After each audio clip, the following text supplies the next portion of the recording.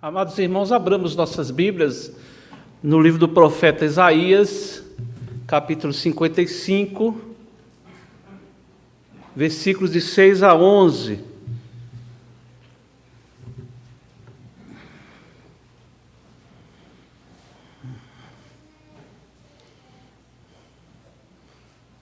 Diz assim a palavra do nosso Deus: Buscai o Senhor enquanto se pode achar, invocai-o enquanto está perto. Deixe o perverso o seu caminho, o iníquo os seus pensamentos. Converta-se ao Senhor, que se compadecerá dele, e volte-se para o nosso Deus, porque é rico em perdoar. Porque os meus pensamentos não são os vossos pensamentos, nem os vossos caminhos os meus caminhos, diz o Senhor. Porque assim como os céus são mais altos do que a terra, assim são os meus caminhos mais altos do que os vossos caminhos, e os meus pensamentos mais altos do que os vossos pensamentos.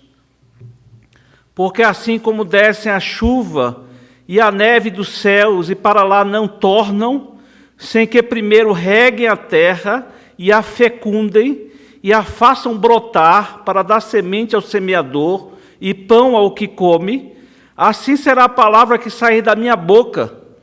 Não voltará para mim vazia, mas fará o que me apraz e prosperará naquilo para que a designei. Amém.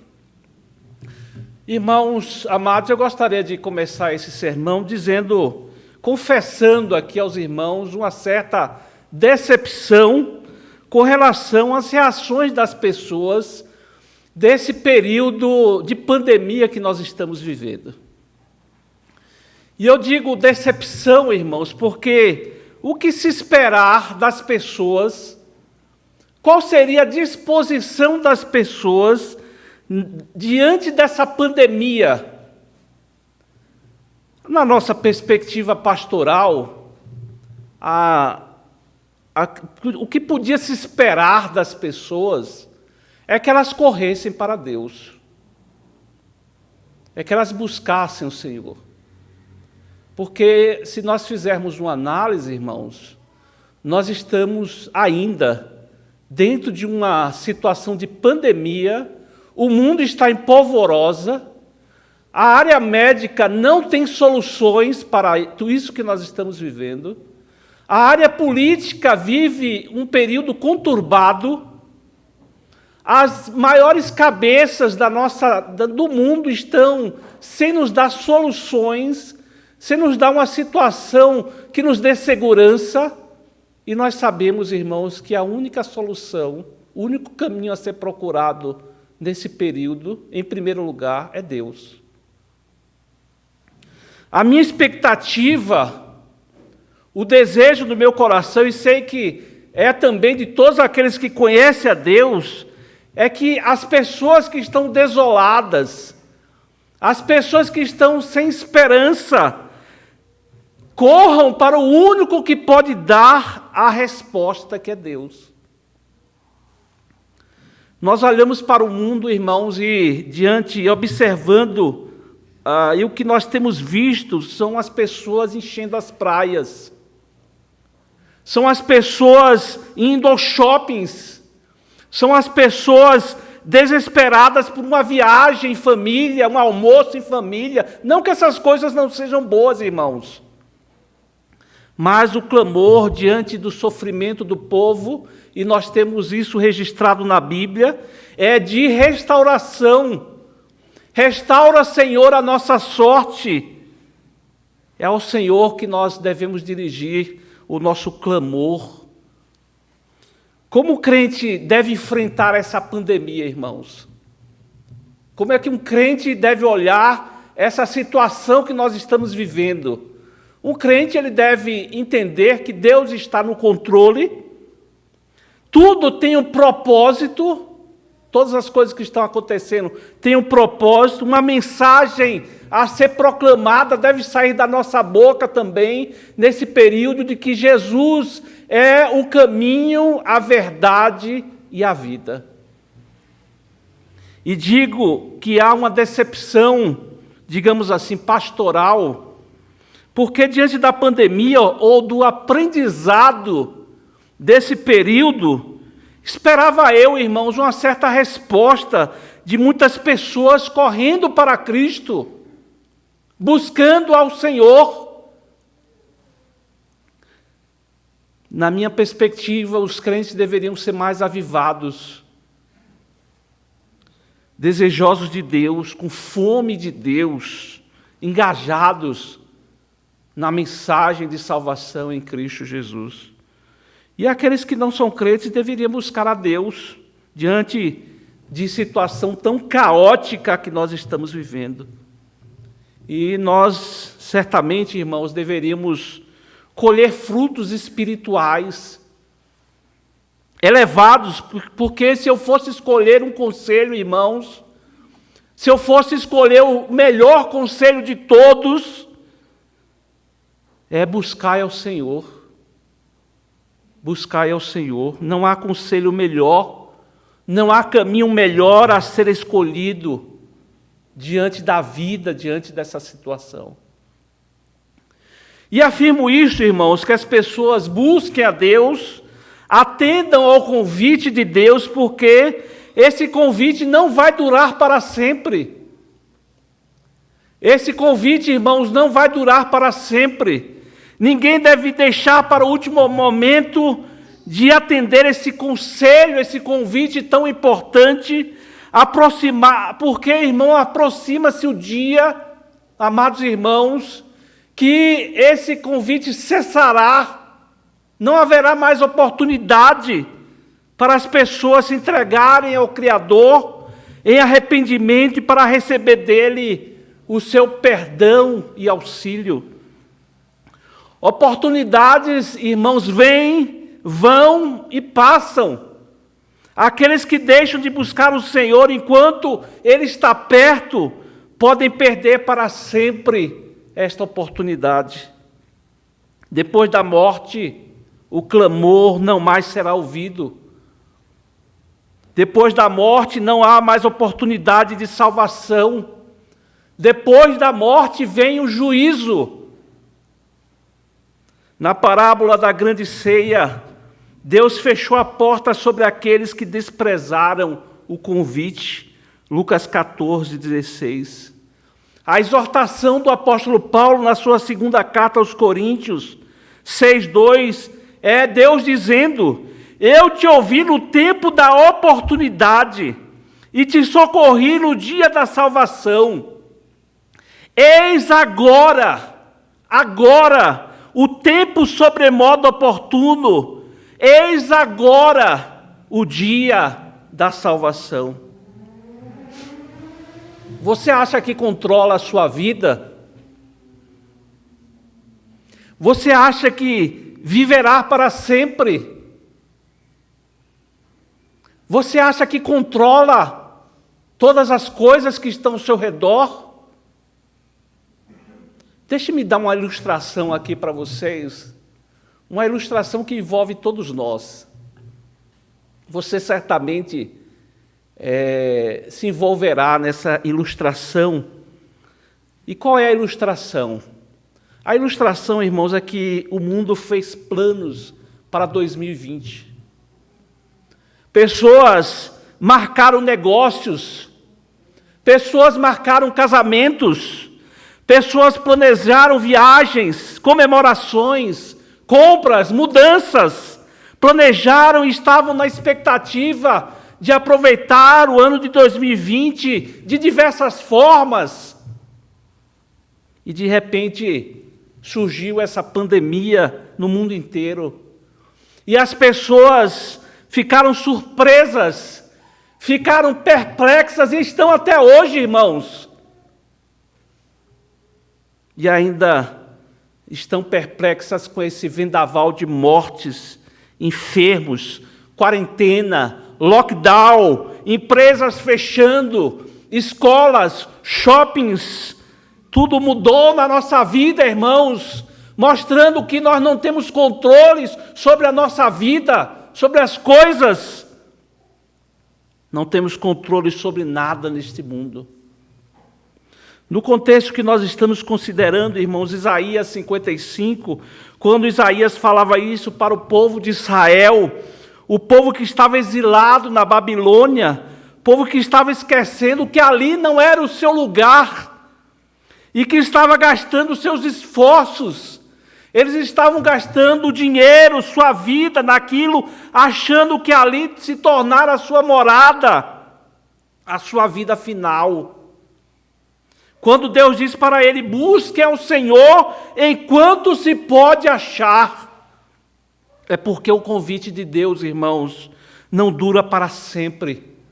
Chega uma hora, mais cedo ou mais tarde, que todas as oportunidades passam.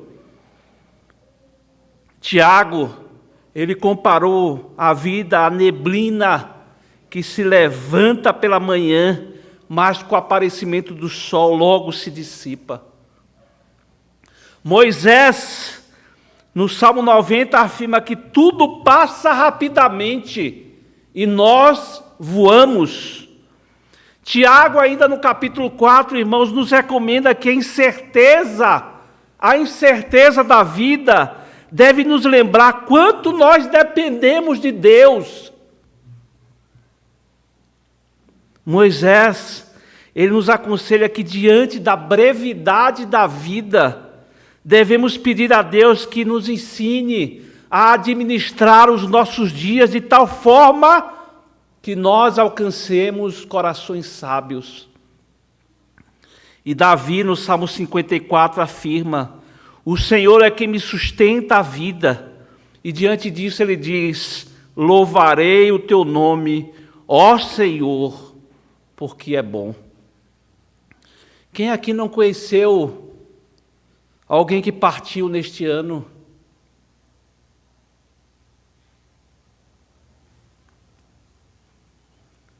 A morte visitou de perto todos nós, irmãos, todos nós.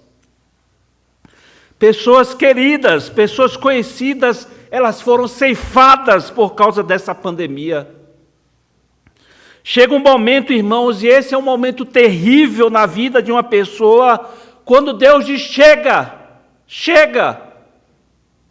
Chegou ao fim a gama de oportunidades. Por isso, a salvação é para hoje. A salvação é para hoje, tem um senso de urgência. Amanhã ela pode ser muito tarde. Se não há outro Salvador, exceto Jesus, também não há outro dia melhor para recebê-lo do que hoje.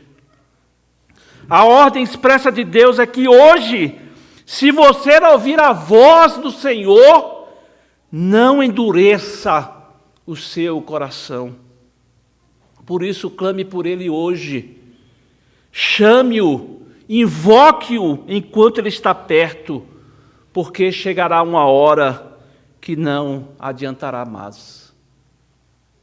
Mas o texto ainda afirma, irmãos, que aqueles, porém, que atenderem esse convite, precisam atentar para algo importantíssimo aqui no texto, que atender esse convite significa, como está aí no versículo 7, deixe o perverso o seu caminho, o iníquo os seus pensamentos, converta-se ao Senhor.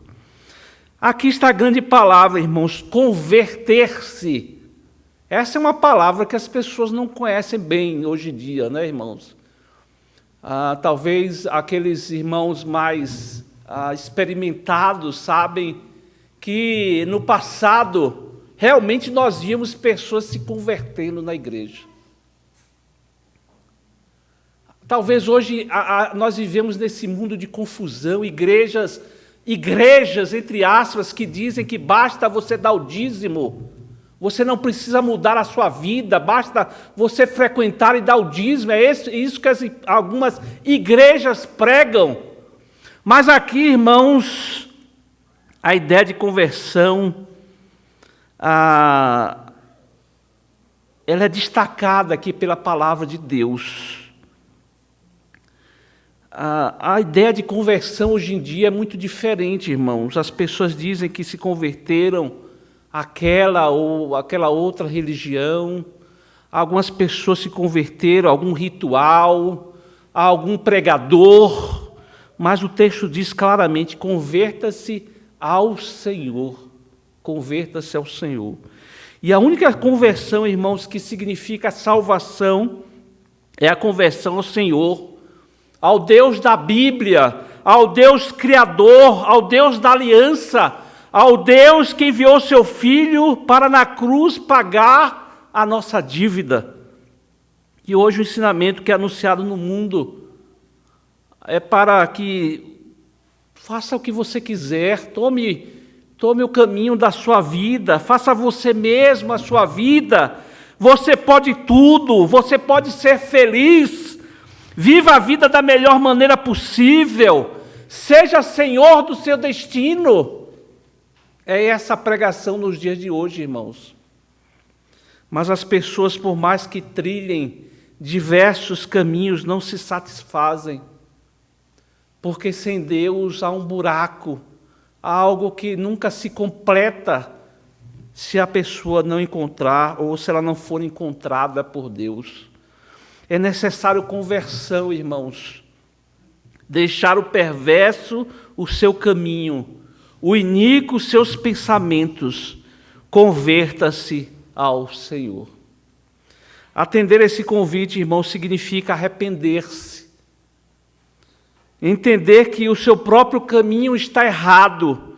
Voltar humildemente para o Senhor, que Ele é rico em perdão. O Senhor se compadecerá. Volte-se para o nosso Deus, como diz o texto, porque é rico em perdoar.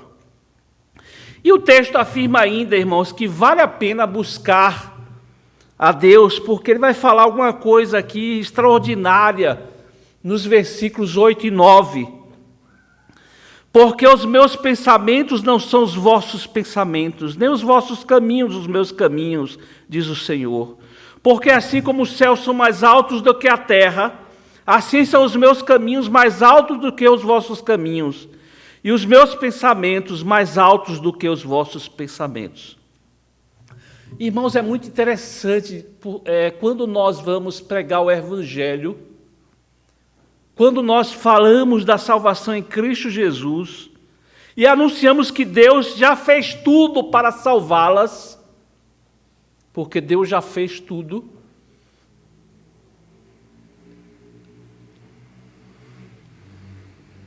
Que a salvação é um presente, que a salvação é graça de Deus. Muitas pessoas elas ficam duvidosas. E elas perguntam, como assim? Eu não preciso fazer nada. E é difícil, irmãos, as pessoas entenderem. E por uma razão muito simples. Tudo nesse mundo tem a ideia de mérito. Você precisa merecer. Você precisa fazer para merecer. Você tem que trabalhar bastante. Você precisa fazer as coisas certinhas para alcançar a recompensa. E a lei do mundo, irmãos, é essa. E as pessoas exclamam, como assim a salvação é de graça sem pagar nada? Como assim a salvação é pela fé? E alguém pode até dizer aquela frase conhecida, né, do brasileiro: é bom demais para ser verdade. É bom demais para ser verdade. E a afirmação, irmãos, à luz da Bíblia que nós fazemos, que é bom demais mesmo, e é verdade. E é verdade. O texto, irmãos, ele diz o seguinte: os meus pensamentos, Deus está dizendo, não são os vossos pensamentos. E levando aqui em consideração o contexto de Isaías 55, esse oferecimento da graça de Deus, é esse o que o texto diz. O texto está dizendo, vocês acham que tem que merecer? Vocês acham que precisa ter merecimento? Deus está dizendo, eu só acho que você tem que vir e dizer, eu estou com as minhas mãos vazias. Eu não tenho nada para te oferecer, ó Deus.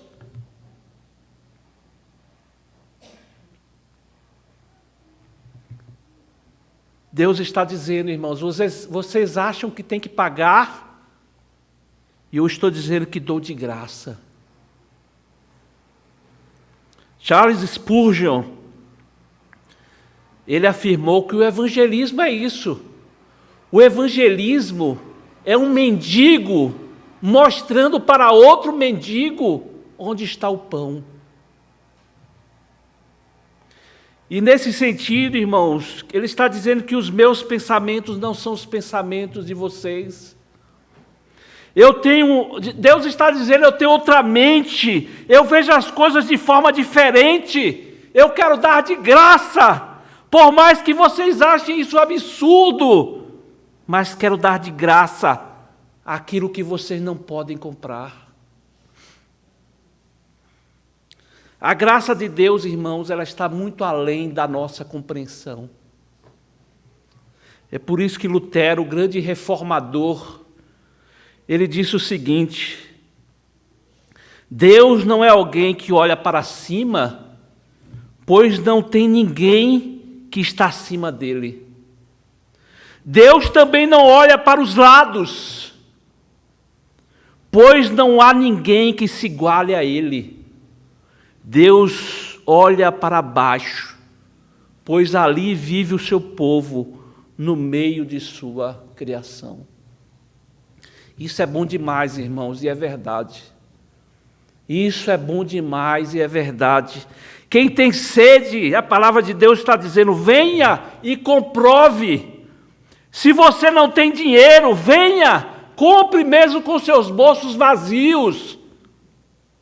E você vai desfrutar dos finos manjares, leite, vinho, você vai levar a salvação, você vai levar o que eu tenho mais de precioso para te dar, que é a salvação em Cristo Jesus.